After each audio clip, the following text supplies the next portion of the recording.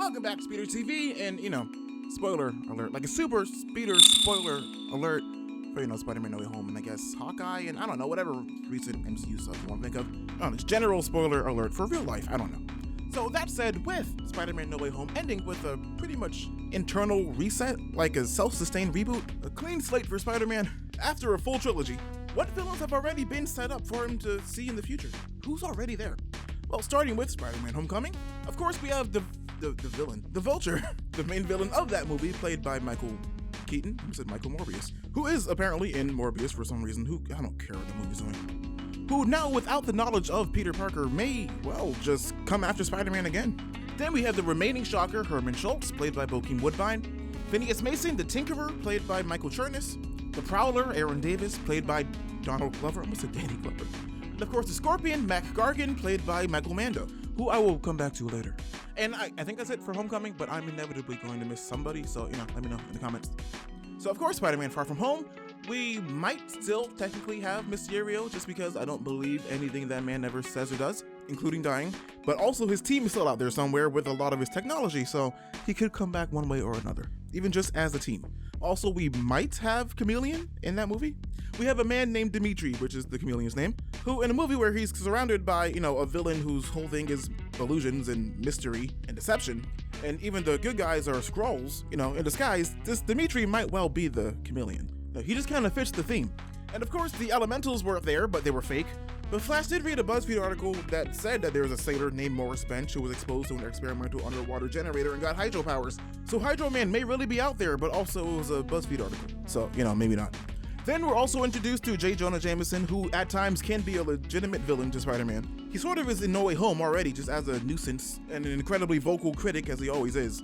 But he also in the comics commissions the creation of characters like Scorpion and the Spider Slayers. And again, we do already have Mac Gargan, and I'm still not done with him. Or we're Far From Home, because in the bonus scene on the Blu-ray that also was released with the re-release in theaters, Peter's to-do list, Peter takes down some of the members of the Manfredi family, which directly would imply Silvio Manfredi, the father, Silvermane, and the greater mob they belong to, the Magia, and then maybe some of their enemies in the underground crime world like Tombstone or Hammerhead or Kingpin? I might mention him later.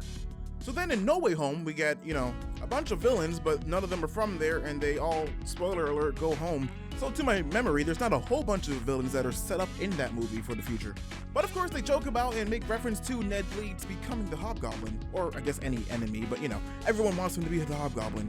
Even though in the comics, Ned Leeds was set up, he wasn't actually the Hobgoblin, but whatever, you have fun in that, it might happen. And of course we had the return of Charlie Cox as Matt Murdock, Daredevil, and this show, a hero, but his main villain in his show, Wilson Fisk, Kingpin, played by Vincent D'Onofrio, and Hawkeye, who was also a Spider-Man villain and was a Spider-Man villain first, and seems to have gotten, Spider-Man villain strength in this show, as he should.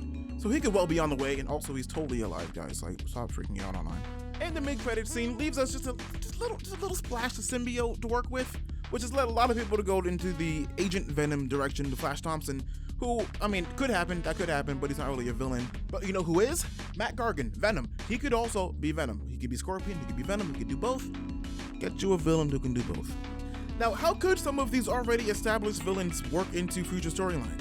Well, the Vulture, when he's done hanging out with Dr. Michael Morbius, could just come back after Spider-Man. He presumably still has all his connections, so he could bring the Shocker with him. He could probably bring the Scorpion with him now, because the Scorpion and whoever he was working for were coming after Spider-Man one way or another.